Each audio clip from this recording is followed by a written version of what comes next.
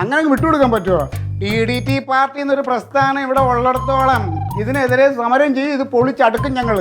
ഇതിപ്പോൾ ഭൂമിയിൽ കുറേ പേര് കറുത്തവരും കുറേ പേര് വെളുത്തവരുമായിട്ട് ജനിച്ചു പോകുന്നവർ ആർക്കും ജീവിക്കണ്ടേ ഇവിടെ? എന്ത് നിലപാടാണ് ഈ പിള്ളേത്? ഇടയ്ക്ക് ചില നേതാക്കന്മാർക്ക് കറുത്ത ഡ്രസ്സ് ഇട്ടുകൊണ്ട് പോയാൽ കുഴപ്പം, കറുത്ത കാറ് കണ്ട പ്രശ്നം, കറുത്ത തൊപ്പി വെച്ചാൽ പ്രശ്നം. ഇപ്പോൾ ഈ പെൺപിള്ള പുതിയ സൂക്കേടാണ്. ആ കൊച്ചിന് ഡാൻസ് അവിടെ അഡ്മിഷൻ കൊടുക്കൂല, വിടൂല ഞാൻ. ഇത്രയും വലിയ പ്രശ്നമാണെങ്കിൽ DDT ചെയ്യേണ്ട സമരം വേറെ നല്ല പാർട്ടി എന്തെങ്കിലും ചെയ്യട്ടെ. ഞാൻ പറഞ്ഞിട്ടുണ്ട് നിന്റെ അടുത്ത്. മതി കേട്ടാ. ഇനി അടുത്ത സമരം നിനക്കെതിരെയാണ്. ഇമാതിരി നെഗറ്റീവും പിന്തിരിപ്പും വർത്താനം പറയണേ. നെഗറ്റീവ് കുടുംബം. ഒരു ദിവസം നിന്റെ ഈ പിന്തിരിപ്പം ഈ വർത്താനത്തിനെതിരെ ഞാൻ ഇവിടെ സമരം ചെയ്യും. നിങ്ങൾ പോണില്ലേ? പോവാനുള്ള ഫ്ലോ നഷ്ടപ്പെടുത്തിയില്ലേ?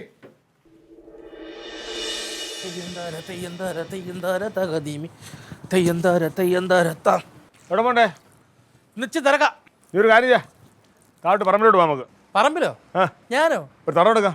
അയ്യേ, ഇന്ന് ജംഗ്ഷനില് DDT പാർട്ടിക്കാർ വർണ്ണ വിവേചനത്തിനെതിരെ ഒരു സമരം നടത്തുന്നുണ്ട്. അതിന് പങ്കെടുക്കണം. അപ്പൊ അടികൊള്ളാൻ തീരുമാനിച്ചു. അടികൊള്ളാനോ? സമരത്തിന് ഉറപ്പായിട്ട് ആളുകൾ ഓടിച്ചിട്ട് അടിക്കും. അടിയെന്ന് എഴുതി കാണിക്കുമ്പോൾ ഞാൻ ഓടും മച്ചം. ബിരിയാണി ഉണ്ട്, ബിരിയാണി. എന്റെ കൂടെ വാടാ ചേർക്കാൻ ചുമ്മാ ആവശ്യമില്ലാതെ. ഒന്നും തോന്നല്ല, ഒട്ടും സമയമില്ല. രാഷ്ട്രീയക്കാർക്ക് അങ്ങനെ അറിയാമല്ലോ.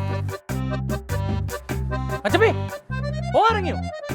എന്ത് സമരത്തിന് ഇറങ്ങിയാണോ? അല്ല, ഞാൻ കല്യാണത്തിന് ഇറങ്ങിയത്. കല്യാണോ? സമരത്തിനാണ്. ഒരു 10 മിനിറ്റ് റെഡിയായി തക്കന വരും. അയ്യോ, സാറ് വന്നില്ലെങ്കിൽ അവിടെ സമരം നടക്കൂലല്ലോ. എടാ, സമരത്തിന് വരേണ്ട അണികൾ നേരത്തെ തന്നെ ഒരു സമയത്ത് അവിടെ എത്തിയിട്ടുണ്ട്. അതാണ് ഉത്തരവാദിത്തമുള്ള അണികൾ. നിനക്ക് വേണ്ടി നീ എന്താണ് നിന്റെ ഉദ്ദേശം? കുളിച്ചിട്ട് വന്ന അവിടെ അപ്പക്കുട്ട സാർ ഇന്നാളെ പറഞ്ഞു, എൻ്റെ അനുജൻ എന്ന ഒറ്റ പരിഗണനയാണ് നിന്നെ നിർത്തിയിരിക്കുന്നത് പാർട്ടിയിൽ കേട്ടാ. അത് നീ മുതലെടുക്കല്ലേ റൊണാൾഡേ. എനിക്കറിയാം അവിടെ സമരം ചെയ്യാൻ കേട്ടാ.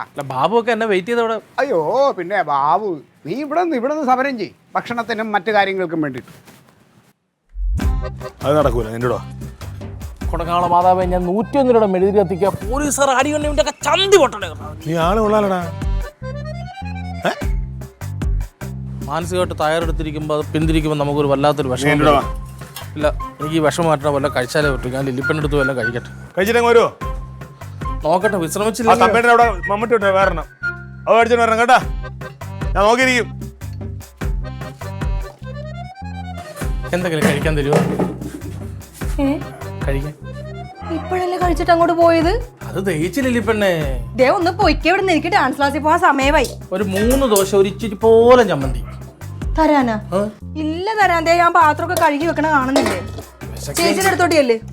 അവിടെ കുറെ പുഴുങ്ങി ഉപ്പുമാവ് വെച്ചിട്ടുണ്ട്. ആ പെണ്ണുമ്പിള്ളക്ക് വേറെ എന്തെങ്കിലും ഉണ്ടാക്കാറ്. എന്തോ ഇതാരും ഉപ്പുമാവ്. ഞാൻ ചേച്ചി അടുത്ത് പറയുവേ. എന്താടാ ഉപ്പുമാവിന്റെ കാര്യം പറഞ്ഞാട്ടെ? ചേട്ടത്തി ഉണ്ടാക്കുന്ന ഉപ്പുമാവിന്റെ ടേസ്റ്റ് അത് കണ്ടുപിടിക്കാൻ ഞാൻ പറഞ്ഞതാ. അത്ര ഇഷ്ടമാണോ നിനക്ക്? എന്ത് രസാ. എന്നാ വാ, അതിന്റെ പങ്കവിടെ വെച്ചിട്ടുണ്ട്. അല്ല വേണ്ട, ഞാനും കൂടി വന്നിട്ട് എടുത്താ മതി. അവിടെ കൊച്ചിന്റെ കുറുക്കുണ്ടാക്കി വെച്ചിട്ടുണ്ട്, അവൻ അതും എടുത്ത് തിന്നു. നീ ഇതെവിടെ പോണേ? ഞാൻ ഡാൻസ് ക്ലാസ്സിൽ പോകണം. ഡാൻസ് ക്ലാസ് ഉള്ള ദിവസമല്ലേ? ഇന്ന് ഡാൻസ് ക്ലാസ് ഉള്ള ദിവസമാണോ? അങ്ങോട്ട് ഒന്ന് കയറി കൊടു. അവിടെ സമരം തുടങ്ങാൻ പോവാ. അത് നിങ്ങളുടെ ഡാൻസ് ക്ലാസ്സിലാണല്ലേ?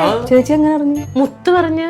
പിന്നെ ക്ലീറ്റോ രാവിലെ അതിനെപ്പറ്റി വിശദമായിട്ട് പറഞ്ഞപ്പോ കഷ്ടമായി പോയല്ലേ പിള്ളേരോടൊക്കെ ഇങ്ങനെ പണ്ടേ സമരം നടത്തേണ്ടതായിരുന്നു ചേച്ചി. അവരങ്ങനത്തെ ഒരു വൃത്തികേട്ട സാധനം. എന്ത് പെണ്ണും പിള്ളേർ ക്ലീറ്റ പറഞ്ഞു കേട്ടിട്ട് ഞാൻ അത്ഭുതപ്പെട്ടു. എനിക്കറിയാം, ഞങ്ങളൊക്കെ കഷ്ടപ്പെട്ട് അവിടെ പഠിപ്പിക്കണത്.